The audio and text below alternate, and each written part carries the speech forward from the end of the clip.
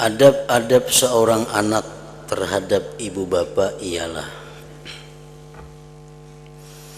pertama, hendaklah ia mendengar dan mengikut segala perkataan ibu bapak.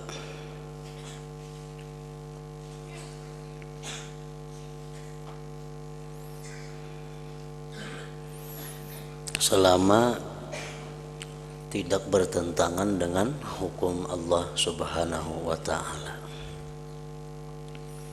Mentaati kedua orang tua adalah sesuatu kewajiban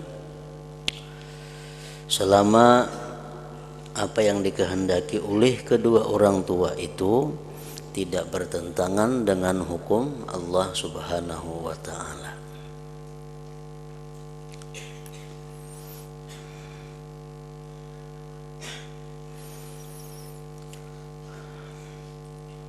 Yang kedua, hendaklah ia berdiri ketika ibu bapaknya berdiri karena menghormatinya.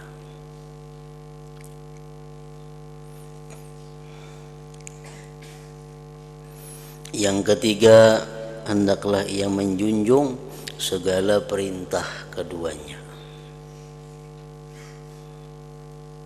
Sesuatu yang hukumnya boleh menurut Allah, tapi apabila itu diperintah oleh kedua orang tua, maka hukumnya berubah menjadi satu kewajiban.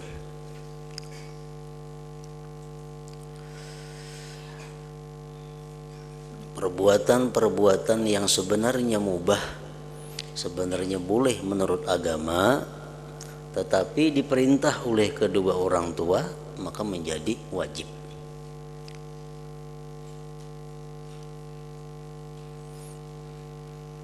Contohnya berdiam di rumah. Nah, berdiam di rumah adalah sesuatu yang boleh.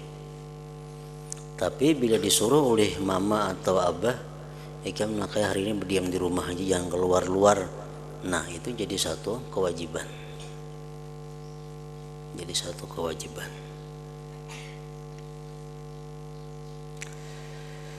Empat, janganlah ia berjalan di hadapan keduanya. Ada beradab itu di hadapan kuitan berjalan.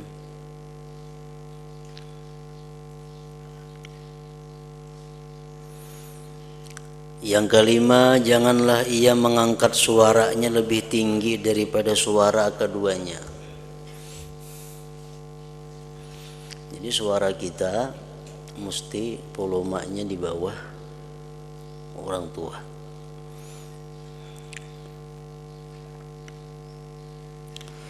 Yang keenam, hendaklah ia memperkenankan atau menyahut panggilan keduanya, walaupun di dalam sembahyang sunat.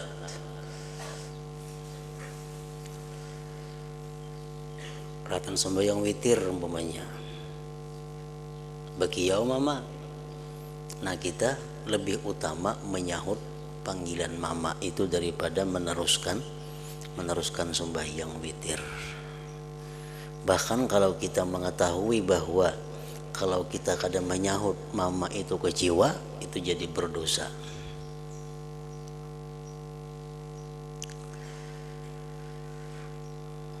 Hendaklah ia memperkenankan panggilan keduanya, kecuali sembahyang fardu. Nah, itu kada apa-apa kita meneruskan, kada menghiraukan panggilan kedua orang tua. Kalau masalah sembahyang sunat atau rahatan kita mengaji, membaca Al-Quran, atau perahatan kita mutalaah, nah orang tua bakiyau, nah mau kada mau itu kewajiban kita adalah menyahut panggilan kedua orang tua itu. Yang ketujuh, hendaklah ia senantiasa menuntut keridhaan keduanya. Selalu minta ridai, minta ampuni kepada kedua orang tua.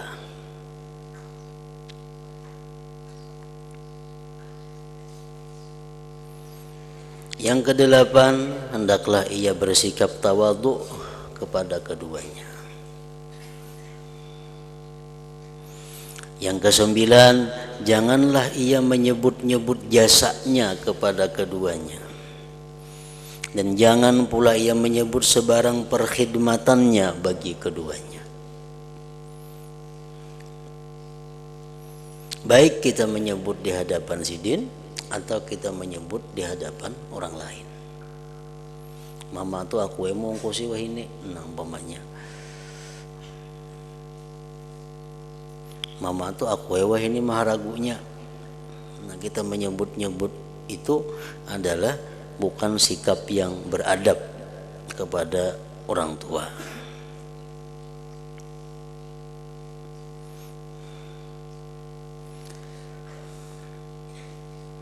Yang ke-10, janganlah ia melihat kepada keduanya dengan pandangan penghinaan. Jangan mencilingi mata lawan ibu bapak. Nah, mencilingi mata itu harus memandang dengan kehinaan. Itu perbuatan orang yang durhaka. Yang ke-11, janganlah ia memasamkan mukanya di hadapan keduanya.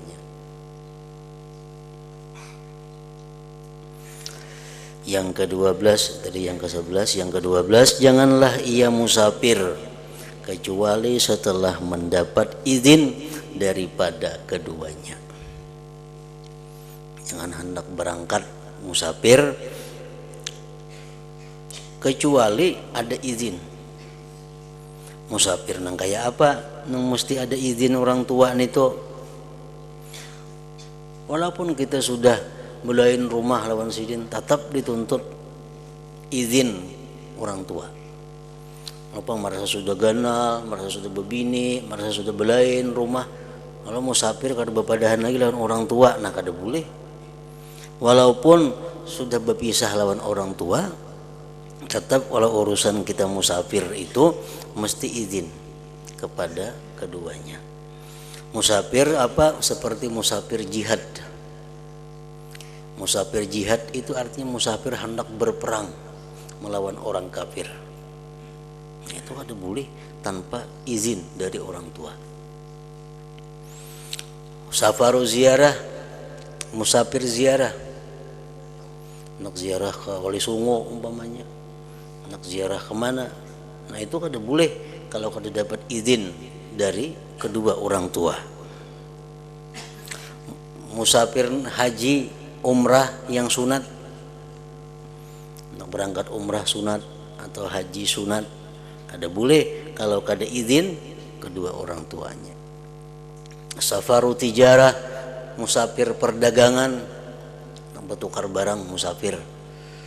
Nah itu mesti ada izin kedua orang tua.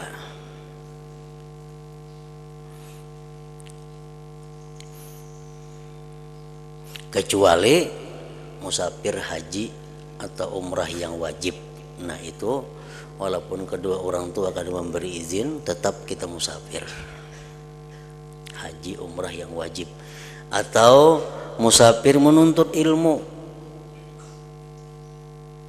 Musafir untuk menuntut ilmu, walaupun ilmu yang dituntut itu fardu kifayah, seperti ilmu nahu contohnya.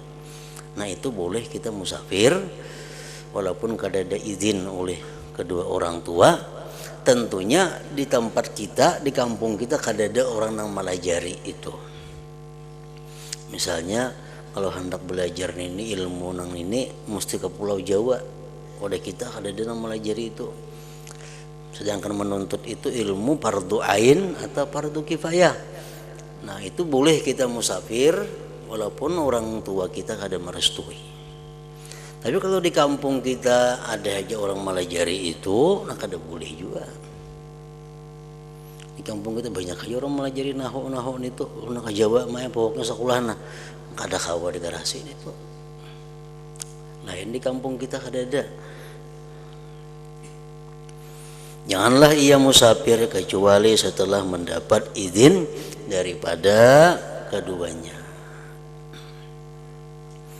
Nah, apabila 12 perkara itu kita lakukan kepada kedua orang tua kita, maka kita disebut ngarannya albar liwalidaih, orang yang bakti kepada kedua orang tuanya.